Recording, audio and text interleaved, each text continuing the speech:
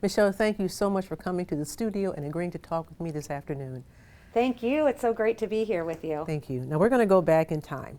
September 12th, 1996, a day that your life, your world changed forever. You were attacked at your home. What happened? Well, I was actually coming home from work late one night. I really managed construction projects from ground on up, and I happened to be in Michigan that day. And so I was driving home. I dropped off my coworkers and approached my street and was driving down my street, and I saw two guys walking down the middle of my street. And so my gut kind of felt funny, and I didn't recognize them, so I went ahead and drove around my block. And, you know, the neighborhood I lived in, it took a while to drive around the big historic block. So when I came back down the street, they were gone. And so I pulled up to my front door and I grabbed my things out of my car, and I was exhausted. It was like at 9:30 at night. And I walk up to my door, and the next thing you know, I was on the ground. I had no idea what happened. You know, did I fall? I felt like I was knocked down to the ground. And that's when I lifted my head I felt this warmth running down my face, which was blood. And I heard this voice come at me that said, "If you scream, I'll use this," as he shoved a gun to my face. So I immediately begged him for my life and asked him to take my things. I wouldn't tell anybody. And you know, at that moment, I couldn't believe what was happening. It's like I'm living in this is a nightmare, this really isn't happening. You know, trying to get into some reality, but he proceeded to grab me up from the ground and held the gun at my back and told me not to scream, not to say anything, not to look at him. So I was going to do everything that he asked me to do. So I was looking down at the ground as he kind of shoved me to my backyard, and as we walked in the backyard, I saw 4 other feet, and 2 other men had handguns. And so again, I took the opportunity to beg for my life. I said, "Please, I won't tell anybody. You know, take whatever you want, take my car. I promise I won't tell anybody." And that's when they proceeded to shove me down to the ground, and they conversed on what they were going to do next. And they began tying my hands behind my back and finding a cloth to gag me and cover my eyes with. And 2 of them then left to get my car, and 1 stayed with me. And I heard my car coming down the alleyway, and they proceeded to drag me across my backyard. And when I heard my car, and they wanted me to climb the fence, and at this point, there's no way that I could have with my hands tied, and I had a long skirt on, I had a red suit on, and they took my shoes off, and they proceeded to throw me over the fence, and then threw me into the trunk of my car. They proceeded to throw me into the trunk of my car, and as they closed the trunk, I, of course, you know, this is unimaginable to me. And it was fighting for my life, because there was no doubt that I knew that I was going to die that night. So I did get my hands free, and I tried to search for a way out of the trunk. And I was too afraid to make any sort of noise, thinking that they might come and, you know, shoot me or something. So I tried to stay as quiet as possible, but I realized when they hit the brake that the light came on in the trunk of the car. So that's when I took the opportunity to search for a way, any kind of trunk release or something. And in doing so, you know, I couldn't find a way out. So I got my hands free and I'm blindfolded and gagged myself, I just prayed to God. I'm a very faithful person, and I prayed to God that I would be able to tell my mom I loved her one more time. And you know, what was my last conversation with her? And so I prayed. I ended up also taking off, I had a diamond and ruby ring on that was my grandmother's, and I also had a bracelet on that was from a guy that I was dating at the time. And so I took both of those pieces of jewelry off and hid them in the crevice of the trunk of my car, hoping that at least somebody would have known that I was in the trunk of my car. And that's when the car stopped. And they opened the trunk, and they were quite angry that I had gotten my hands free and ungagged myself and unblindfolded myself. So they pulled me out of the trunk, and with great force they tied my hands tighter behind my back and blindfolded and re-gagged me, and then proceeded to run me down. I just remember it was a very gravelly, alleyway. I just remember the gravel on my feet. And then they wanted me to step over into an opening. And it was, I could tell it was a closed-in area. And they proceeded to, when I got into, it was a garage area, they proceeded to rip my clothes off, and each one of them took turns beating me and raping me in every which way they could figure out. Oh my gosh. So I say I lost my life that night in that garage. What happened after that? I can tell you that there's no feeling word that could describe that moment. And no matter how I try to explain the feeling, it's just too hard to do. Again, there's no word that can describe that moment. I didn't even feel like I existed. It was more like an out-of-body experience, and I think that was really my protection for being here and able to share my story today. They drug me out of the garage, and obviously I had, no clothes on, and one of them tried to put, my jacket back on, at least drape it over me, and was conversing with me, which was really odd. Maybe he was feeling a little guilt, I don't know, but, he was blaming it on the other two guys, and they proceeded to, pull me back down that alleyway and throw me back into the trunk of my car. How long did all of this last? Do you have any I have recollection? no idea the time lapse. When I was in that garage, like I said, it just felt like an out-of-body experience, and that was, I think, my protection in staying alive. Even when they threw me back into the trunk of my car, I went unconscious. So I have no idea what period of time lapsed. So you were in the trunk of the car, essentially naked? Right. Wow. And, I went unconscious, and the car stopped. And I just remember when I came to because I heard this voice, and this voice was different this time. And I actually thought, oh my gosh, what else am I going to go through? Like, I can't do this again. And in hearing this voice and kind of the conversation going on, I heard, I don't care if you have a gun. And I honestly thought, okay, they are going to do some drug exchange or something is happening here. I didn't even care. I took a chance and I kicked on the trunk of my car. And that's when I heard this voice that came back that said, I'm Detective Arthur Billingsley from the Fort Wayne Police Department, and I'm going to get you out. Wow. So that's where, of course I will never forget that moment. Yeah. And in that moment is when I actually thought, I know this is a nightmare. I don't know whether you've ever experienced nightmares that seem so real, but that's what it seemed like to me, like this could not be happening to me.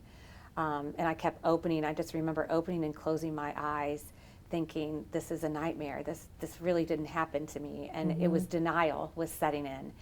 And, this dream creeping into this nightmare that Detective Billingsley was there to save my life. And it seemed like forever until Detective Billingsley got the trunk opened. But what happened before that was I could tell that Detective Billingsley was probably more shocked than I was that he was there to save my life, that there was somebody in the trunk of my car. But he was trying to find my keys in order to open the trunk. He couldn't find a trunk release. He was searching, but what he was doing and why it took so long is he was securing the scene and was able to handcuff one of the guys that night. Okay. And he pulled down my back seat, and that's where our eyes met. And unexplainable moment. And it was almost like, here is this, God has sent this person to save my life, So, and in that moment, I didn't want Detective Billingsley to leave. Like, he was the only one that I felt safe and secure with. When that trunk opened, there were 1,000 lights. And I know there probably weren't 1,000, but to me, it seemed like 1,000. Yeah. And almost escaping from that trunk is when the nightmare started for me in life. So, is to get through the darkest days of what I was in for following that, you know, being found in the trunk of my car. Wow. So you were found. You were taken to the hospital, I'm assuming. I was taken to the hospital, yes, and then what I had no idea was the Fort Wayne Sexual Assault Treatment Center. And they had just opened that year. I had no idea that a sexual assault treatment center existed in Fort Wayne. So yes, I was taken to the hospital, and I was seen, well, very first I was immediately after getting out of the trunk, EMS was there to take me to the hospital, and they draped me, you know, gave me a sheet, wrapped me in a sheet, and once I got to the hospital, there were detectives there to talk to me, to ask me questions, and I think that was very difficult because, again, I didn't feel like this was real, and I was in denial, and they still don't know my whole story, you know, and what happened to me that night, because it was just too difficult to vocalize it. But today I now understand what they were doing, because there were two guys out there that they needed to go get before they did this again. Yeah. And, you know, in that moment I didn't realize that. And I wish I would have, maybe I would have been a little bit more cooperative, but it was just so difficult. So then I was seen by a doctor to put staples in my head. But there was never a point where I felt, I don't know, like I don't think the doctor really knew what to say or what to do besides staple up my head, because there was no exchange there on, you know, I'm sorry this happened to you, Your or what can well-being. I do? Yeah. Yes, what can I do for you? Is there anything that I can get you? And not knowing that, you know, they were going to be collecting evidence from my body, and there was, you know, I couldn't drink water, I couldn't, and all I wanted to do was ultimately shower. I really didn't care about the injury on my head. I didn't feel it. I've never had staples before, so that was all new to me, but none of that I really cared about. It was, I just wanted to go home and shower, and I didn't even have a home to go to, because I didn't want to go back to where I was taken from. So after the doctor, then I went to the Fort Wayne Sexual Assault Treatment Center, which was located right at the hospital. And that's where a sexual assault nurse examiner took evidence from my body. So, and again, they were so very new, and thank goodness for them. In this community, it's such a blessing. It happens too much and too often, so you know, it's a blessing to have them, and a blessing that, you know, evidence got collected, and there's something that we could do to move forward. So these guys didn't do that anymore. But it was very difficult. Yes. You know, because they were so new, it took several hours, and I can't imagine being in their position, you know, and having to, everything has to be so specialized when you go to court, and how it was collected. So, but it was a 7-hour, you know, I had to endure 7 hours of, you know, just collecting evidence, being at the hospital that whole time. And so it was difficult.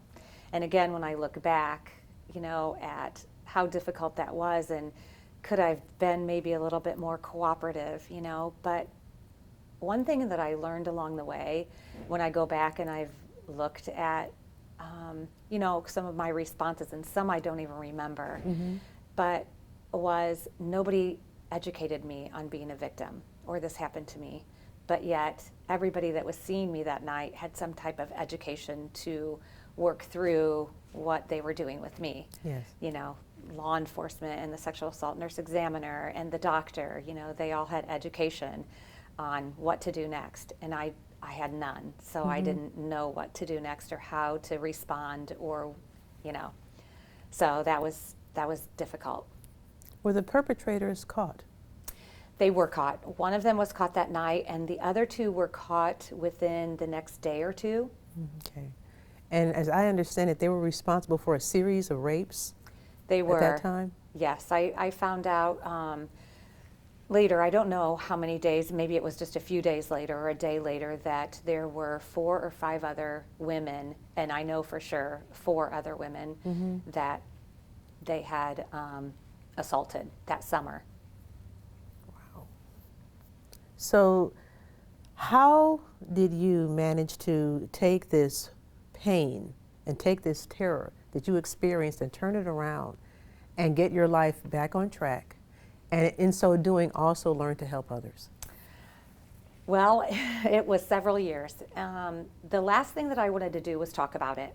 Okay. So it surprises me today that I'm in this spot, and again, I mean, all glory goes to God for that I'm sitting here and able to vocalize it. And one of the things that I realized is that's the very thing that people do, is they just shut it off and they try to go over and around and under anything to avoid the pain, to go through it. And I think that's one thing that I learned along the way, that it's very difficult to describe to others that, you know, okay, I have a supportive mom and a supportive sister, and I was dating somebody at the time who was very supportive, but yet you still feel so isolated and so alone, and the language of other people isn't helpful, and you want them to say the right thing, but what is the right thing? Nothing was helping, you know, and I looked to other people to help me through it. You know, let's do something for me so I can get over this tomorrow. I wanted to be my old self, and I fought for that. And it wasn't until I realized, you know, going to therapy, you know, once a week and working through it and challenging some of my feelings, some of the things that I didn't want to go to the grocery store because I didn't want anybody to stand behind me. How am I going to live? You know, you can't live without being in the world. And I had to learn to be in the world. And it took some time. It took a lot of journaling, a lot of therapy, a lot of telling people what I needed. And I think as a female, I've always tried to be, you know, do things all on my own and not tell people I need anything, because I didn't want to seem weak. And in order to, and I think this became really hard in my relationships. They changed dramatically, and I'm glad they changed dramatically in some ways, because now I get to choose, you know, who is enriching my life and who brings me up. But it was challenging. I had to realize what relationships are good for me in that moment, and so I got to choose. But I'm losing my thought here a little bit. But That's okay. and I'll get back to it. But I had to tell people what I needed, especially the guy that I was dating. You know, I needed to tell him what I needed. But we can laugh about this now, and when I look back, 60 seconds later, there was something that I needed something different. You know, okay, I just need you to sit and listen to me. Why aren't you talking? You know, The guy you were dating, did you all get married? We did. Nice. And so that's the love story of, Nice. you know, my story, my book, and that's, yeah, it's an amazing love story. So yes, He helped you through your pain. he did. He did. He was my eyes, ears, and voice, especially that night when he came to the hospital, because he was the one that I called on to come. It was too difficult for me to share with my family that night. However, they did end up showing up at the hospital when I had been through the exam and everything, which was perfect timing, and it was really good to see my family. Very emotional, and no words were said, just, you know, emotion and hugging, and that's all that needed to be done in that moment. And Officer Was I was Billingsley is still part of your life. He is. He's a In huge what part way? of my life. In what way? Yes. We have gotten to celebrate life together. I'll never forget, you know, this is such a moment for me. He wanted to come and see me, and so he called Chris, now my husband, who I was dating at the time, and said, I'd like to see Michelle. And he said, I know she would love that. And he came over to Chris's house, and he wanted to tell me that, you know, the news has been displaying me as a hero. And he wanted to tell me I'm not a hero because I didn't get to you in time, you know, and I'm sorry for that. And there's that moment that our eyes met, you know, when he pulled down the seat, there was just an indescribable bond that is just unbroken, you know, for us. We have we celebrate life together. We've been to each other's weddings, and when we've had our children, we've been to the hospital, and we do our annual trips to Notre Dame games with our whole families and to Kings Island. Awesome. And Nice. you know, life is to be celebrated, and I celebrate September 12th every single year. I get him some kind of hero gift and send him a card. This last year, we were together on September 12th, so that was really nice in Fort Wayne with his whole family and my family. And isn't your son named after him? our son, Kristen, well, our son is named after Detective Billingsley, yes. So funny, Christian, his name is Christian Arthur, and he was born on my husband's birthday, Chris, so we're like, okay, I knew he was going to be named Arthur one way or another. Okay. But he was born on my husband's birthday, so he got the first name, so Christian after Chris, and Christian's middle name is Arthur, and he goes by Christian Arthur. I think it's such a distinguished name, but yes, they are, you know, best buddies, and it's been so fun to see them together, you know, grow up together. Yeah. It's been fun to see Christian grow up with him. You have a son and daughter. We have a son and daughter. They yeah. know full well what happened. Yes. Yes. And they did at a very early age. Okay. With all that I've been through in life, I feel like if I'm not communicating to my kids, why would I ask them, you know, why would I expect them to communicate back to me? And they are, of course, I'm biased, but my kids are the coolest. I mean, they get life, just through my experiences and their experiences and putting them together and advocating. You know, we've all done this work together. We've spoken together to 4,000 Army soldiers, which was an amazing trip that I will never forget. Our How whole did family that come went to on pass? Going back to, you know, you ask how, you know, do you get through this? Yes. I realized when I moved to Noblesville, there was an agency called Prevail, and they advocate for victims of crime and abuse, and I started working there answering the phone. And just my position just grew. I grew into the assistant director there, and had the opportunity to utilize my voice and to a very small group. And that's when I realized that in this very small group, there were maybe half of the room that had experienced some kind of violence in their life. And then I thought, well, how can this be? You know, and we are silenced because some of them had never shared their story, and we are so silenced. So what are we going to do about this? And then the more work that I started to do to make Prevail more visible, the more opportunity I got. For example, you know, the news media, you guys have become just my best friend because you tell the story in such a way that advocates for us as victims, you know, of crime and abuse. And it's beautiful because you can reach a lot of people, and to be able to share my story in a bigger way has really helped people vocalize what has happened to them, and it's so freeing. And that's why I have written a book. You know, I feel so free now that people know my story, that I don't have to hide it anymore or hide behind anything anymore. But it also has one small speaking engagement opened up to speaking at the Mayor's Prayer Breakfast in Noblesville, to speaking at Manchester College, where 400 people showed up and we only thought 80 were going to show up, which then really opened up a lot more opportunities. And as you know, receiving an award in Washington, D.C. by our U.S. Attorney General at the time, who was Eric Holder, and Art traveled, you know, his family traveled with us. So from that, I had speaking engagements, and at a speaking engagement was Sergeant Bethany Guzman, and she said, I have to have you come speak at our Army base, which is in Kansas, Fort Riley base in Kansas. And she goes, I really want your whole family to come. And she made it happen. And we stayed on the base for about 5 days and spoke to 4,000 soldiers. And my husband, Chris, who went all through that pain with me, spoke. And it was the very first time I've ever heard him speak and share the raw story of what his experiences were that night, you know, being with me and the days to follow.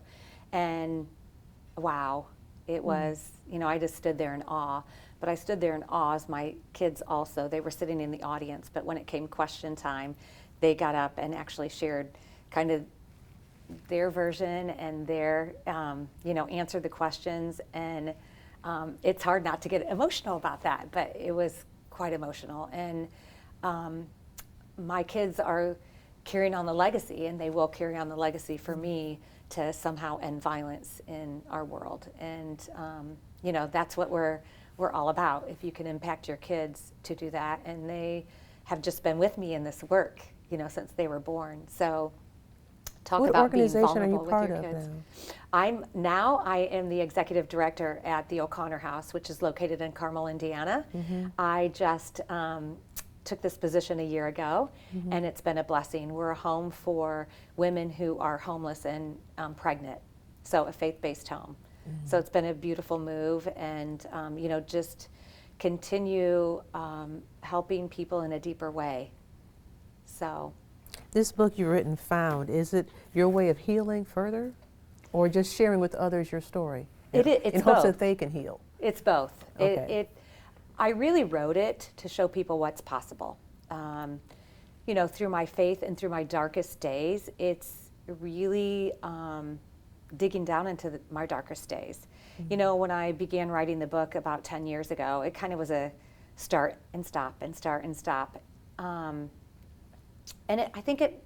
I value that time because now it is what I really wanted to say and where I wanted it to be. And I had a gal that helped me, Emily Sutherland, write it, and we just connected. We connected and made it happen.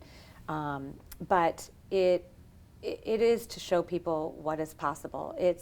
I know that I needed that. I needed to. When I left the hospital and Chris was driving me home from the hospital, I remember looking out the window, and there were two things that I thought. And one of them was, as I watched cars pass by, I thought, I wonder what they're going through. What's happening in their life? Because here I am driving down the street, people may be looking out their window thinking the same thing, but we all have a story. And then I thought, I have got to talk to somebody who's been through something similar to this so that I know I can move forward, that I can be happy, because I don't feel like hope is within my reach. I don't feel like I'm ever going to be happy again. How am I going to get through this and over this, and so that I'm not feeling like this? Because I felt lost. And again, it's so hard to describe when you have support, but you still don't feel that hope within, And I think that's what we have to go through. Instead of going under, around, or over it, you just have to go through it in order to feel it, to get to the other side, and to work through those feelings. Okay. I noticed that in the book, basically right out of the gate, you reference WANE 15. I do. The story that as it was unfolding. Yes. Why did you decide to start the book that way? So let me just say, isn't it ironic? Here we sit here, back years later. So I appreciate the opportunity. It feels like, this was meant to be. So I'm sorry, say that again. I just had to get that in. No, I mean, like I said, you start right out of the gate. You reference the coverage on WANE 15 pretty extensively. Yes. Why did you decide to start the book referencing what was going on WANE 15, the story that was being told? Because I think when you turn on your TVs, and I would watch the news all the time and go, oh my gosh, I can't believe that happened, and what is that, what's going on, or what happened? Part of you wants to say, oh my goodness, I wonder how they're doing. But another part wants to say, okay, that didn't happen to me, that happened to somebody else. I'm home safe, I'm home safe. Nobody wants to be the top story when it's something so traumatic. And yet there I was, the top story on the news.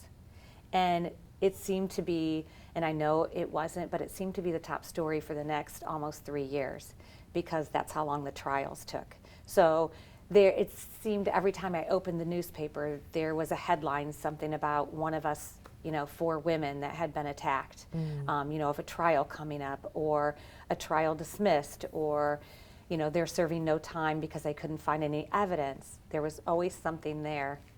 And of course, it was headline news. And it became headline news, especially because these 3 guys are pretty much in prison for life. And we don't hear that. We don't hear that today. We haven't heard that from the time, that they were prosecuted to today. And that's what we want to see more of. But because there are 4, individuals in this, there were, those cases to go through. So they stacked their time, which is a blessing. One of the guys could get out, but it'll be, I don't know how many years, but he would be older, certainly, So because they were very young. You went from watching your story to telling your story. Right. Yes. Yes. Very empowering. Yes. Very much so. Yeah. And now your family actually, in addition to helping you speak, I believe that your son is also involved in a program for teen violence? He was. So during Okay. his high school years and college years, he's actually done a few stories. He did his global project on abuse. He actually did it on teen dating violence and violence in general against people. And then he did a whole segment on during Teen Dating Violence Awareness Month. And then when he got to college, it always, it's always fearful to send your girls off to college and even boys, but, how do you keep them safe? And we should feel safe walking in the dark at night. But unfortunately, we're not, because everybody has the right to walk down the street with feeling safe. Right. And it's never their fault if they're walking out by themselves and something happens. And I think that's where the victim blaming starts. So, and that's very difficult to hear. But in college, he did a story on sexual assault in college as well. So, yeah. So your whole family's involved. Your mom as well. She works Yes. she volunteers for Crime Stoppers. She does, yes. She has volunteered for Crime Stoppers for several years now, for 20 years, I believe it is. Yeah, so she really wanted to pay it forward and do something, in helping others. So that has been through something, similar. So I can't imagine as a mother, this happening to your child. And I think that was so difficult for me because I wanted to protect her. Secondary victims, your family members, your friends go through something on their, when they learned about what happened to me, they were affected, So, same with Chris, just getting the help that he needed to talk through it, and so that we could have a relationship together too. It was difficult. I'm not going to, sugarcoat it. There were some very dark days, and it was, our relationship struggled some, but we loved each other, and I think love. If you have love, you've got it all. When people see you, when they read your book, what do you want them to feel? What type of energy do you want to give them? I want to affirm their feelings. I want to inspire them that there is light out of every single darkness. No matter what it is, you can get through it. I would hope that they would pay it forward too, to somebody else. If we can build, people who are walking around with stories, if we could build them up so that they could share to other people and build other people up, then, we won't have the darkness that people go through for years. And some people, leave this world and never see that light, because of the darkness brought into their life. So, yeah, and to show people what's possible. But really to inspire, there's hope for everyone out there. Hope is within everybody's reach. And when I didn't realize it, it was within my reach too. And I hope that people in reading my book would maybe experience healing quicker, if that makes sense. And I know it takes time, and it's up to each individual. Each individual handles things differently. Some people can, 2 weeks, I'd like to meet them, but some people it's a year, some people it's 10 and 20 years, a lifetime. It's exactly. But if you can just inspire hope in somebody and to show them the light out of darkness, I think, yeah, that I would feel success. What lies ahead? Oh, wow. Well, I, you know, I didn't realize that I loved connecting with people in such a big way and speaking. And I've been blessed to be able to have several speaking engagements outside of Indiana and within Indiana too. But I've met so many compassionate, passionate people in this line of work that it has given me so much energy that I love to go out and speak and share my story and meet people and connect people. And that's what I find inspires me and gives me energy. But however, with COVID, I thought, oh, writing this book and getting it out there, well, you know, I'll be able to go out and speak and meet all kinds of people, and now that's really slowed it down. But that's my hope. But as long as my book can get in the hands of people that really need it, then that's my dream come true, you know, and I just ask God to bless it, and He knows what He's doing to get it into the right hands, so I trust that. Thank you so much for talking with me this afternoon. Gosh, is there anything you wish to add that we haven't already touched on? Gosh, you know, thank you. I really value this time with you and value your work too, so it's a blessing. Thank you for bringing me here when I really didn't like the media very much when I was going through the pain that I was going through. So it's really interesting that I've come to this point to call the media my best friend, because I didn't like hearing the headline of the story and it was me. I felt like everybody knew who I was, and that wasn't the case at all. But when I started educating myself about first responders, because there's been a lot of work that I've been able to do in building up like a sexual assault response team in Hamilton County and working with first responders and really learning what their positions are and what they're trying to do and what their discipline is. It's been really interesting learning that. And now when I look back, I would have done things so much differently had I known that. And yeah, I just would have done things differently. But you have to go through that. So hopefully I can be the voice for victims to help explain what is happening, you know. And that's, again, why I wrote that book, for an education piece and for those first responders, that hopefully it will help them to understand what goes on in the mind of victims and maybe to be a little bit more patient and understand that they might be uncooperative because they don't know what to do next and because maybe they don't trust you and they don't know what you're doing and the trauma they experienced. Right. But I also, you know, want to give credit where credit is due. Detective Art Billingsley is such a humble individual. I don't know that I've met anybody more humble. He is a true life hero, and I can't even say enough about him. Every time I talk to him and I hang up the phone, he's funny. He makes me laugh so hard. And I try to get him to do things with me, and again, he's just so humble. But on another note, you know, just wanted to really, you know, put credit where credit's due. And my husband and my family and my kids, I don't know what I wouldn't be here today if it weren't for them encouraging me and praying for me and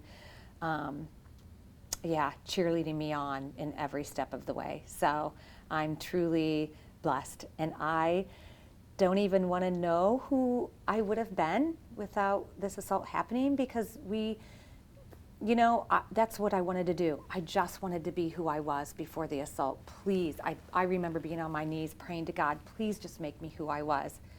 But God was making me somebody so much bigger and, doing His work. And when I pushed away from it so much, but I cannot imagine a life better than I have now with the people who I've gotten to meet because of my assault, and my relationships that are enriched so much because of my assault. I can't imagine life any other way. So I just feel truly incredibly blessed. So Michelle, you were in the trunk. You heard someone on the outside, a voice that was different. You heard the voice talking to you, and you knew at this point you were going to get saved. And that voice was Detective Billingsley. Yes. Detective, what did you tell her? shocked, to be totally honest with you, at first, you know, when I heard the voice. And I just remember saying something like, you know, don't worry, I'll get you out, after I, you know, identified myself and told her I would get her out. What kind of state was Michelle in? Frightened when I saw her. You know, we made eye contact, you know, and I can definitely see, like, she was scared. You know, like I said, like she was frightened.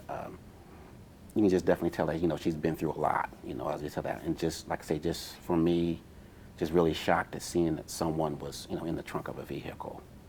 You know, so. Had you ever run across a victim like that in a situation like that before? No, usually when we get victims, I'm usually interviewing them at the hospital. So it's kind of like a later stage as far as they already been through like the initial trauma as far as being victimized. And then when they're transported to the hospitals, where we usually will speak to them, or unless we meet them at the scene. But by then, you know, there's been a few minutes where they had a chance to kind of gather themselves a little bit, you know, and stuff. And so we get a chance to speak to them. But as far as being right there when it first happened and, you know, coming to her, that was definitely different. Now, as I understand it, you were actually off duty. Yes. What led you to that location? I lived out in that area, and normally when I get off work, at times I'll drive around local restaurants and businesses that close around 11 or midnight or something like that, and just kind of drive around a little bit. Is what I normally do, and that's what I ended up doing that particular night. I remember it because I was a little on the tired side. I just got done working on another investigation, and so I went home, and I pulled into my parking spot, and something was just telling me, no, you know, turn around, get back out there, and just drive around. You know. What do you think that something was? I don't know if it was the Lord. It was God. I just had a feeling that's what, you know, told me just get out there and just drive it, you know, around again, and kind of led me toward that direction, because I normally, when I pull out of my addition there, is either I can turn left and go check some business on this side, or I can turn right and check a couple of businesses on that side. And it was just like something just had me turn right and go to that location. Do you see yourself as a hero, Michelle's hero? No, not at all. Not at all. Why not? That's a good question. I don't know. I just never felt like I was a hero, you know. Michelle, do you see him as your hero? I absolutely see him as my hero. She disagrees with you. Yes. Yeah, we've been disagreeing with that for some time now. Yeah. You know? Yeah, it's been some time we've been disagreeing with that. You all are friends now. Yes. Because of what happened back in 1996. Yes. How has she enriched your life? Wow. Not just her family. Our family and her family were all very close. And so it's her husband, her kids, her sister. I mean, it just, you know, her husband's sister and brothers. I mean, I met them all, you know, so it just like added into their family, to be honest with you. That's what it feels. Regarding the perpetrators, Detective Billingsley, are they still in prison? Yes. Yes. And they were responsible for other rapes? Yes. We found out they were, unfortunately, they were serial rapists. And they were, they'd done this to several other victims, including an incident that we're pretty sure happened down in Bloomington as well. The reason why we feel strongly about that one there, unfortunately, the victim could not identify them, but they did make a traffic stop, and they did take a photo of the individuals that they had to see if she can identify them. And it ended up being the same three that we had here. So. Wow.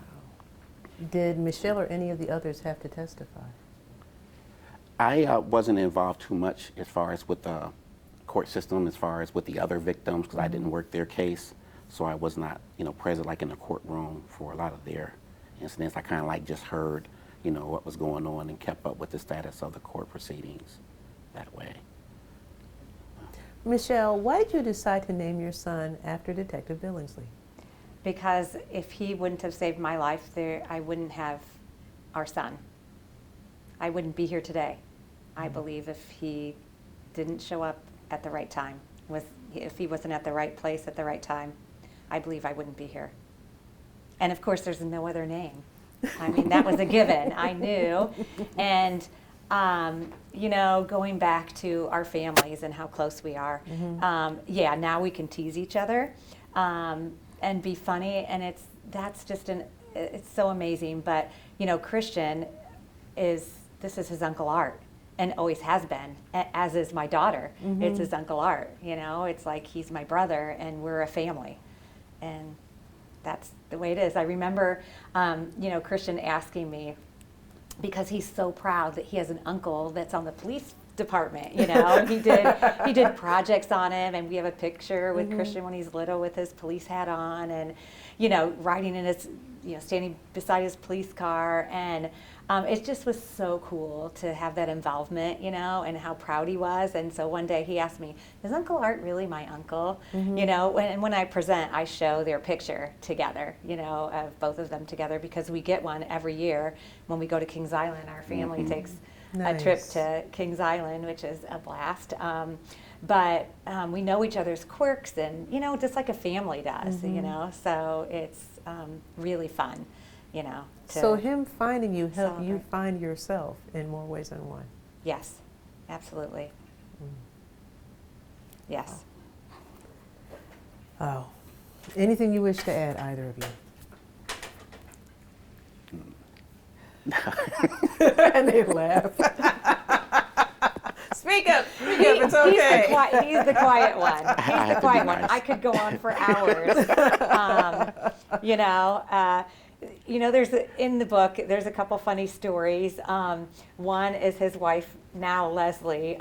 We actually met each other in the grocery store. You know, it's those unhappy moments where you don't realize who you're going to see, or, you know, and I would run into Detective Billingsley or Art on occasion, and the occasions were just how God meant it to be. But I was in the grocery store and I see Art, and of course I'm just like, but it was very difficult because I wanted him to be on the case. I wanted him to come question me. I just wanted him on the police department, because he saw me at that very at one of the worst moments of my life, and he was there to save me. I mean, imagine that, if you can, what that's like. But when I would run into him, it was just like this, oh God, this is amazing, you know, that I'm running into him, because we couldn't really have much contact, because we were both at the scene. You know, he found me, and we didn't want anything to hurt the case. So we really couldn't be together those first 3 years. And so when I would see him on occasion, like in the grocery store, and he was with this cute gal, and I'm like, is he with her, or are they, you know what I mean? Are they is friends, he with her, or is he with her? Yeah. Yes. And you know, she didn't know, and here I am running up and just hugging him. I mean, hugging him, you know, like you would think, what is going on here? And he never told her who I was. Oh, so if you can imagine what she was thinking. So I write that little funny story in the book, and you know, he still didn't tell her. So I said, would you please tell her who I am? Yeah. You know, so now his wife, now Leslie, and I have that little joke, you know, going on, Art, but that's Art, you know. He's humble, he's funny, he's serious, he's dedicated, you know, I mean, yeah. So just blessed that he's the one that found me. So both of you all talk about when your eyes met. I know that so many emotions were running through you. Detective Billingsley, when you saw her, what feelings did you feel? Well, to go back to that night, I remember when I first came across it was just two gentlemen. I was outside of the vehicle at first.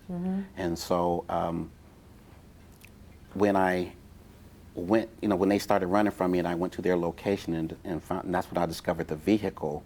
And I'm thinking, okay, you know, this is a stolen vehicle. So I'm getting my police ready and my flashlight out to get the information to call it in, and then doors open, and I got 3 guys running out of the car. And so that's when I was able to make the apprehension and catch up with one of them. And I brought him back to the vehicle, and that's when I heard like a thumping sound coming from the vehicle. And it was just shocked. I was like looking like, what's that, you know? And then that's when she basically gave me instructions as far as like how to get the rear seat down and stuff, and we made eye contact. Man, What was running through your mind when you all made eye contact? To be honest, I remember being shocked to find a person, you know, and I was wondering like, wow, what are you guys doing, you know? And, you know, and I just felt so sorry, and that's why I don't feel like a hero, because I felt sorry for what she was going through, and it's like I wasn't there for her before this happened, and that's what made it so tough. And, you know, she called it humble, I don't call it humble, I just feel like there's nothing really to say, you know, about it, you know, I mean, all the stuff that she went through, I can't say, oh, look what I did, you know, or, you know, feel like a hero. It's just, no, you know, I don't feel that way. From what you say, it sounds like you think she's a hero. Oh, definitely. Definitely. Then we'll be heroes together. Just one. Just one. I want to thank you both again for agreeing to talk with me. This has been wonderful. Thank you for sharing your hearts and sharing your story. Thank you. It means a lot. It means a lot to be here together. There is one other thing that I wanted to say. Okay. That when you talk about Art and I, when our eyes met, it's really quite interesting when I asked my kids.